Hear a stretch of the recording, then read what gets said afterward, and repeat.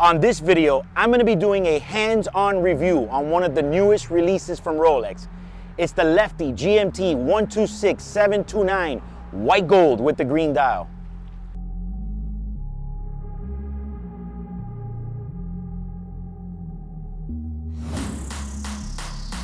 So right now we're in the middle of May and the watches were released April 1st. So to my surprise, I have not gotten a land dweller yet in my hand. So no land dweller yet, but I have a feeling that very soon I'll be able to try one on, have it and review it. But for right now, I got a very unexpected guest, and it's the new release of the Lefty, AKA the anniversary for the GMT.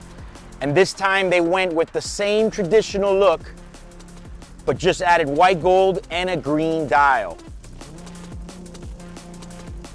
How can we hate on a green dial? Some people don't like them. I tend to enjoy them. The Lefty is a watch that I do like. I'm not sure if I want one again. I had one for a little while, and what happens is you don't get a lot of wrist time on it. I tend to go more towards my usual suspects, and then I decide, you know what, why don't I just sell this and get something that I'm gonna wear more? This has a whole new look to it. You'd be surprised what a green dial does. And that green dial did it on this one. The watch looks way better, more balanced. I actually love the look of the green on green versus that black dial. Nothing wrong with the traditional Lefty Sprite, whatever we're calling it, but this definitely looks different. I'll never forget when we had the Pepsi and white gold, and then Rolex decided to come out with the same watch in stainless steel. I was like, what did they do that for? They had to end up putting a blue dial to differentiate. They were smart enough this time around to introduce a green dial right off the jump. I think for somebody that definitely wants a totally different looking piece, this will be that piece. Completely different, heavy hitter. The Lefty being stainless steel and in the bracket of under $20,000 still makes it an exceptional watch and grail for many, but it doesn't put it in the heavy hitter category. Once you introduce white gold and an anniversary dial, we're on a whole different playing field. One of the things that I like to pick about this watch is, number one, I would have loved to have seen this available in not only an oyster bracelet, but also a Jubilee. Now, they don't make it right now for the meteorite dial or the blue dial, but it would have been cool. But you also know that Rolex is that type of company that when we think they're not gonna come out with anything else, just slap a new bracelet on a model and bravo. So never say never, it can still happen. One of the interesting technologies that Rolex came out on this particular model is a special ceramic green dial. Now look, upon first glance looking at it, I don't really see a difference. I think it shines the same. I don't see a difference in shine. Rolex does a very good job in painting their dials. They come out wet with a piano finish. They look amazing. So I don't really see the difference.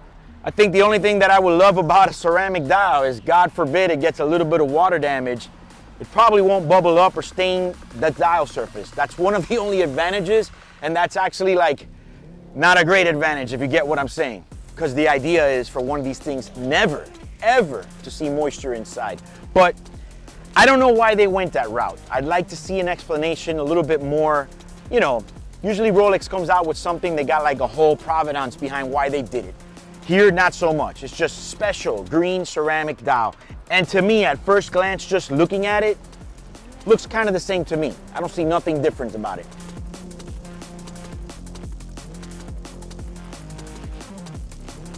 Another small detail that's obvious is that the GMT hand is now in all white gold, as instead of being green. Obviously, you would want some contrast on a black dial so you could see it. Here, green on green, it might kind of disappear. But I think overall the watch looks very nice. For somebody that wants to have a super balanced out collection, this is a good looking watch. But the overall reality of this watch to me is I was very surprised that they would do something like this. For a 70th anniversary, I just didn't think that they would activate precious metals on the Lefty. I kind of felt always that the Lefty was gonna be, you know, kind of a short run thing, and then they would just phase it out, make it like a classic forever. But you never know with these guys. We never know what they're thinking. They're definitely always trying to capitalize on the models, like coming out with their latest and greatest. Keep in mind that this watch, although being left-handed oriented, is not necessarily meant just for left-handed people. The majority of the buyers are right-handed. It's just the numbers, it's just statistics. That's the reality. There's more right-handed buyers than left. For someone that's left-handed, this watch is amazing. But I don't think that's what they made it for. I think they just made it to be different. Now let's talk about pricing. This watch at MSRP at the boutique, jumping through hoops, walking through hot coals, sword swallowing, all of that will cost you $54,000 plus tax. Will it be readily available? No, you know it won't. Some of these bloggers out there, some of the big bloggers like Hodinkee, stuff like that, they say readily available. Absolutely not. I mean, I don't think anybody will get that lucky because since it has the green dial, blah, blah, blah, they're not gonna give it to you. But the retail is $54,000. Now in the gray market, right now today, this being one of the first ones that I have seen, I'm not saying it's the only one, you're gonna have to pay in the mid 60s to get a watch like this. How do I feel about that? Well, I feel that a meteorite dial is in the high 50s to the mid 50s as well. I think that this being that it just came out has that initial push. Will it hold? Only time will tell. And scarcity of the model is what's really gonna determine the price. How many are they gonna pump out? Initially, when the Lefty came out, there wasn't a lot. Then all of a sudden at the last quarter of last year, everybody was getting a call for a Lefty. I know because then they were calling me to sell them. Yes, I buy watches. I don't only sell them. So I'm not sure if this is gonna be as limited production as, for example, the Yachtmaster Titanium. I feel like they've done a better job of holding that one back and not releasing so many. I don't foresee that this becomes, mass produced. So I think when the prices settle, it may stay in the 60 range, maybe a little bit under. But for right now, if you want to be the first one in the block with it, you're going to be in the mid 60s. Comment below what you think about the Lefty in white gold, if it's stupid or a great idea. And if you like this video, like and share it. Also, subscribe to my YouTube channel.